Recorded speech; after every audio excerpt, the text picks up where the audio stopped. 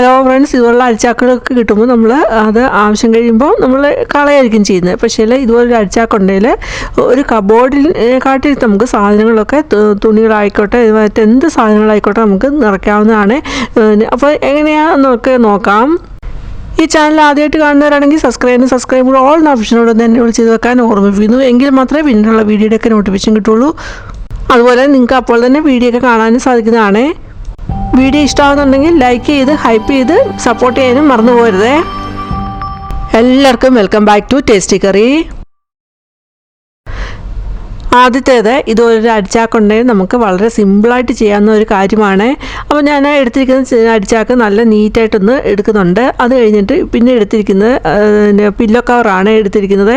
ആ പില്ലോ കവറിനുള്ളിലോട്ട് നമ്മുടെ ആ അരിച്ചാക്ക് ഒന്ന് ഇട്ട് കൊടുക്കുന്നുണ്ട്. ഇതുപോലെ ഒന്ന് ഇട്ട് കൊടുക്കാം. അത് കഴിഞ്ഞിട്ട് എന്തിനാണ് ഉപയോഗിക്കുന്നത് നോക്കാം. അരിച്ചാക്ക് പില്ലോ കവറിനുള്ളിലോട്ട് ഇട്ട് കൊടുക്കുന്നുണ്ട്.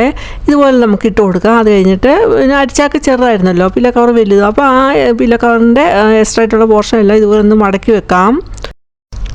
വളരെ സിമ്പിളായിട്ട് ചെയ്യാൻ പറ്റിയ നല്ലൊരു ടിപ്പാണ്. അപ്പോൾ ഇങ്ങനെ എടുത്തിട്ട് നമുക്ക് പാത്രങ്ങളൊക്കെ കഴുകിയിട്ട് നമുക്ക് അത് ഉണക്കാനായിട്ട് ഇങ്ങനെ വെക്കാവുന്നതാണ്. ഇതുപോലെ കമത്തി വെക്കാവുന്നതാണ്. അപ്പോൾ പാത്രമൊക്കെ നല്ല നീറ്റായിട്ട് അത് ഉണങ്ങി കിട്ടുകയും ചെയ്യും. അതുപോലെ വെള്ളമൊക്കെ ആണെങ്കിലും ആ പില്ലോ കവറിൽ പിടിച്ചിരിക്കും, താഴോട്ടൊന്നും പോകത്തില്ല. അങ്ങനെ നമുക്ക് പാത്രങ്ങളൊക്കെ കഴുകി ഉണക്കി എടുക്കാവുന്നതാണ്. അതുപോലെ ഇതുപോലുള്ള അരിച്ചാക്കുകളൊക്കെ നമുക്ക് ഇതുപോലെ റീയൂസ് ചെയ്തെടുക്കാനും പറ്റും. രണ്ടാമത്തെ ടിപ്പ്, അതിന് വേണ്ടിയിട്ട് 2 അരിച്ചാക്കാണ് ഇവിടെ എടുത്തിരിക്കുന്നത്. നല്ല സ്ട്രോങ് ആയിട്ടുള്ള അരിച്ചാക്കാണ്. അപ്പോൾ നമുക്ക് ഇതുപോലുള്ള അരിച്ചാക്കൊക്കെ ഉണ്ടെങ്കിൽ നമുക്ക് ഒരുപാട് കാര്യങ്ങൾ ചെയ്ത് തീർക്കാവുന്നതാണ്. അപ്പോൾ ഇവിടെ എന്താ ചെയ്തത് നോക്കാം. ആ അരിച്ചാക്കിൻ്റെ ഒരു സൈഡിൽ നിന്ന് ഇങ്ങനെ വെട്ടി കൊടുത്തിട്ട് അത് ഒന്ന് നീറ്റായിട്ട് ഇതുപോലെ കട്ട് ചെയ്തെടുക്കാവുന്നതാണ്. നെടുക ഒന്ന് കട്ട് ചെയ്ത് കൊടുത്തു. എന്നിട്ട് അതിൻ്റെ താഴ്ഭാഗവും ഒന്ന് കട്ട് ചെയ്തെടുത്ത് ഇതുപോലെ നമുക്കൊരു ഷീറ്റ് കണക്കെയാണ് കിട്ടുന്നത്. ഇങ്ങനെ ഷീറ്റ് കണക്ക് വെട്ടി എടുത്തിട്ട് നമുക്ക് അതെല്ലാം കൂടെ ഒന്ന് തുന്നി ചേർത്തിട്ട് നമുക്ക് എടുക്കുവാണെങ്കിൽ വലിയൊരു ഷീറ്റായിട്ട് കിട്ടും. അത് നമുക്ക് ഓരോന്ന് ഉണക്കാനൊക്കെ അതിന് വേണ്ടിയിട്ട് ഉപയോഗിക്കാവുന്നതാണ്. അപ്പോൾ ഞാനിവിടെ എന്താ ചെയ്യുന്നത് നോക്കാം. അങ്ങനെ അത് വെട്ടി എടുത്തിട്ട് പിന്നീടാണെങ്കിൽ അതൊന്ന് ജസ്റ്റ് ഒന്ന് മടക്കി കൊടുക്കുന്നുണ്ട്. അത് എങ്ങനെയുണ്ടെന്ന് അറിയാനായിട്ട് ഒന്ന് മടക്കി കൊടുക്കുന്നുണ്ട്. അത് കഴിഞ്ഞിട്ട് എന്താ ചെയ്തത് നോക്കാം. കാർഡ്ബോർഡാണ് വേണ്ടത്. ഇപ്പം കാർഡ്ബോർഡ് ഇല്ലെങ്കിൽ നമുക്ക് ഇതുപോലെ എടുക്കാവുന്നതാണ്. അപ്പോൾ ഞാനൊരു വലിയൊരു ബുക്ക് എടുത്തിട്ടുണ്ട്. ശകലം കട്ടിയുള്ള ബൈൻഡുള്ള ബുക്കാണ് എടുത്തിരിക്കുന്നത്. ഉപയോഗം കഴിഞ്ഞിട്ട് നമ്മൾ കളയാനായിട്ട് വെച്ചിരിക്കുന്ന ആ ബുക്കിൻ്റെ കട്ടിയായിട്ടുള്ള ബൈൻഡ് എടുത്താൽ മതി. അപ്പോൾ ഞാൻ അതിൻ്റെ 2 സൈഡിൽ നിന്നുള്ള ആ കട്ടിയായിട്ടുള്ള ബൈൻഡ് അത് എടുക്കുന്നുണ്ട്. അങ്ങനെ എടുത്തിട്ട് ഇപ്പോൾ നമ്മളിവിടെ ഷീറ്റ് കണക്കെ വെച്ചിരിക്കുന്ന ആ ചാക്കിൻ്റെ മിഡിൽ ഭാഗത്തായിട്ട് ആ കാർഡ്ബോർഡ് ഇവിടെ കാണിക്കുന്ന പോലെ തന്നെ വെക്കാവുന്നതാണ്.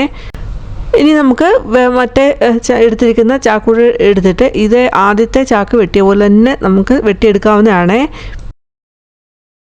രണ്ടാമത്തെ ചാക്കും ആദ്യത്തെ ചാക്ക് വെട്ടിയ പോലെ തന്നെ ഷീറ്റ് കണക്കെ വെട്ടിയെടുത്തിട്ടുണ്ട്. രണ്ടാമത്തെ ചാക്കും അതുപോലെ വെട്ടിയെടുത്തിട്ട് നമ്മൾ ആദ്യത്തെ ചാക്ക് വെച്ചതിൻ്റെ മുകളിലോട്ട് വെച്ചിട്ട് നമുക്ക് സെയിം സൈസും ഷേപ്പും ഒക്കെ ആണോ എന്ന് നോക്കാം. അങ്ങനെ അല്ലെങ്കിൽ നമുക്കത് വെട്ടിയൊക്കെ നല്ല ഷേപ്പിലൊക്കെ എടുക്കാവുന്നതാണ്.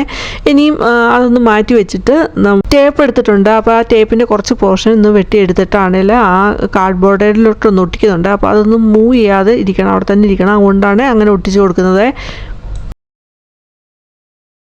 തയ്യൽ മെഷീനൊക്കെ ഉണ്ടെങ്കിൽ നമുക്ക് വേണേൽ ആ ചാക്കിന് ഒരു കവർ പോലൊക്കെ തയ്ച്ചെടുക്കാവുന്നതാണ്. ഇപ്പം തയ്യൽ മെഷീനൊന്നും ഇല്ല, അതുകൊണ്ട് ഞാൻ അങ്ങനെയൊന്നും തയ്ക്കുന്നില്ല. തുണികൾ അതിന് ആ ചാക്കിന് കവർ ചെയ്ത് തയ്ക്കുന്നില്ല. അപ്പോൾ നമ്മുടെ ആ എടുത്ത കാർഡ്ബോർഡ് ഒരു ടേപ്പ് വെച്ച് അവിടെ ഒന്ന് ഫിക്സാക്കി കൊടുത്തിട്ടുണ്ട്. എന്നിട്ട് ആ ചാക്കിൻ്റെ സൈഡിൽ നിന്ന് എടുത്ത് ഇതുപോലെ ഒന്ന് മടക്കി ഒന്ന് മാർക്ക് പോലെ ഒന്ന് ഉണ്ടാക്കി എടുക്കുന്നുണ്ട്.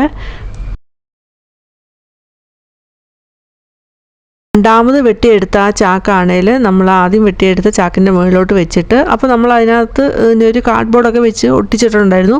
അങ്ങനെ അതിൻ്റെ പുറത്തോട്ട് വെച്ച് കൊടുത്തിട്ട് ഒന്ന് മടക്കുന്നുണ്ട്. അപ്പോൾ ആ കാർഡ്ബോർഡിൻ്റെ വലുപ്പത്തിലാണ് അന്ന് മടക്കുന്നത്. 2 സൈഡിൽ നിന്നും ഒന്ന് മടക്കി ഒരു മാർക്ക് ഉണ്ടാക്കുന്നുണ്ട് ആ ചാക്കയിൽ. എന്നിട്ട് രണ്ടാമത്തെ ചാക്കിൻ്റെ ആ മാർക്ക് വീണെടുത്തോട്ട് നമ്മൾ ആദ്യത്തെ ചാക്കിൻ്റെ എൻഡ് ഒന്ന് തയ്ച്ചെടുത്താൽ മതി. അപ്പം തയ്യൽ മെഷീനൊക്കെ ഉണ്ടെങ്കിൽ നമുക്ക് നന്നായിട്ട് തയ്ച്ചെടുക്കാം. അല്ല സൂചി നൂലൊക്കെ വെച്ചിട്ടാണെങ്കിലും നമുക്ക് തയ്ച്ചെടുക്കാവുന്നതാണ്. ഇപ്പം ഞാനിവിടെ സ്റ്റാപ്ലർ പിൻ വെച്ചിട്ട് ഒന്ന് പിൻ ചെയ്യുവാണ് ചെയ്യുന്നത്. രണ്ടാമത്തെ ചാക്കിൻ്റെ മാർക്ക് വീണ ആ ഭാഗത്തോട്ട് ആദ്യത്തെ ചാക്കിൻ്റെ എൻഡ് വരത്തക്ക രീതിയിൽ പിടിച്ചിട്ട് അവിടെ സ്റ്റാപ്ലർ വെച്ചിട്ട് ഒന്ന് സ്റ്റാപ്ലർ പിൻ ചെയ്യുന്നുണ്ട്. ഇപ്പോൾ ആ ചാക്കിൻ്റെ ഒരു സൈഡിൽ നിന്ന് ഇതുപോലെ സ്റ്റാപ്ലർ പിൻ ചെയ്ത് എടുത്തിട്ടുണ്ട്. ഇനി മറ്റേ എൻഡും ഇതേപോലെ തന്നെ ആ മാർക്ക് ഉള്ള ഭാഗത്തോട്ട് താഴത്തെ ചാക്കിൻ്റെ എൻഡ് വെച്ച് കൊടുത്ത് ഇതുപോലെ സ്റ്റാപ്ലർ ചെയ്തെടുക്കുന്നുണ്ട്. രണ്ടാമത്തെ കവറയിൽ നമ്മൾ ആദ്യത്തെ കവറയിൽ വെച്ച പോലെ ആ കാർഡ്ബോർഡ് ഒന്ന് ഒട്ടിച്ച് കൊടുക്കുന്നുണ്ട്. അത് കഴിഞ്ഞിട്ട് ആ മാർക്കിൻ്റെ അവിടെ ആണ് ആദ്യത്തെ ചാക്കിൻ്റെ ആ എൻഡ് വരത്തക്ക രീതിയിൽ എടുത്തിട്ട് നമുക്ക് ഒന്ന് സ്റ്റാപ്ലർ അടിച്ചു കൊടുക്കാം. അങ്ങനെ സ്റ്റാപ്ലർ അതിൻ്റെ എല്ലാ സൈഡിലും ഒന്ന് അടിച്ചു കൊടുത്ത് ഇവിടെ ഒരു നല്ലൊരു ഓർഗനൈസറായിട്ട് നമ്മൾ സെറ്റ് ചെയ്തെടുക്കുകയാണ് ചെയ്യുന്നത്. അത് കഴിഞ്ഞിട്ട് 2 ഹാങ്കർ എടുത്തിട്ടുണ്ട്. ആ ഹാങ്കർ ആണെങ്കിൽ ആ രണ്ടാമത്തെ ചാക്കിൻ്റെ എൻഡിൽ ഇവിടെ കാണിക്കുന്ന പോലെ ഒന്ന് വെച്ച് കൊടുത്തിട്ട് നമുക്ക് തയ്ച്ചെടുക്കാം. ഇപ്പം തയ്ക്കാൻ പറ്റാത്തതുകൊണ്ട് സ്റ്റാപ്ലർ വെച്ച് ഒന്ന് പിൻ ചെയ്ത് കൊടുക്കുന്നുണ്ട്. അപ്പോൾ 2 സൈഡിലും ആ എൻഡായിട്ട് വരുന്ന പോർഷനിലോട്ടാണ് നമ്മൾ ഹാങ്ങർ വെച്ച് കൊടുത്ത് ഇതുപോലെ സ്റ്റാപ്ലർ വെച്ച് ഒന്ന് അടിച്ചെടുക്കുന്നത്.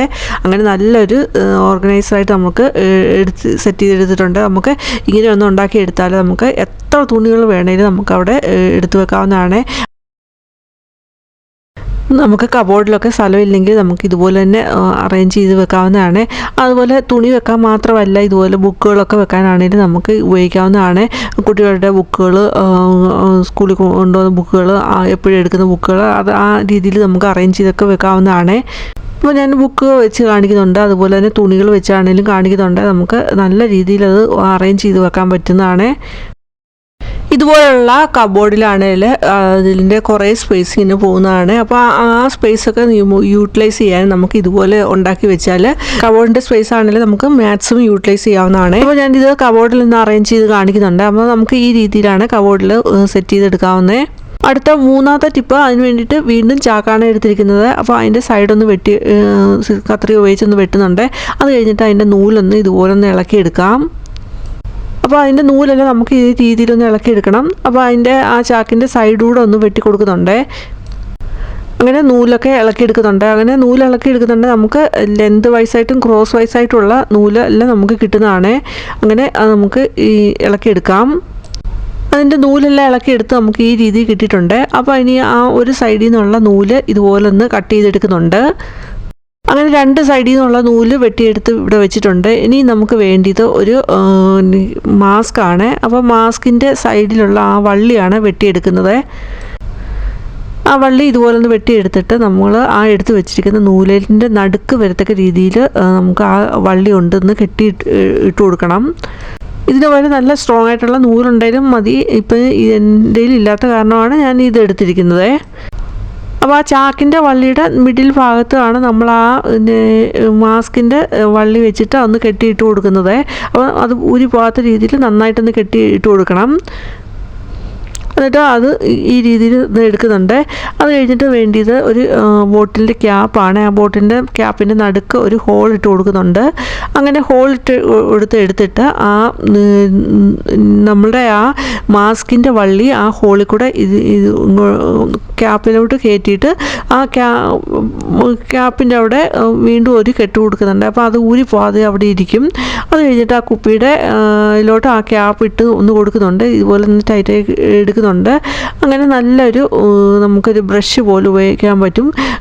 ഇത് എന്തിനാണ് ഉപയോഗിക്കുന്നത് വെച്ചാൽ നമുക്ക് ചുക്കിലിയൊക്കെ നല്ല സോഫ്റ്റായിട്ടുള്ള ഇപ്പോൾ TV ഒക്കെ ആണെങ്കിൽ സോഫ്റ്റായിട്ടുള്ള സൈഡ് നമുക്ക് ചുക്കിലിയൊക്കെ അടിക്കുന്നതിനായിട്ട് നമുക്കിത് ഉപയോഗിക്കാവുന്നതാണ്.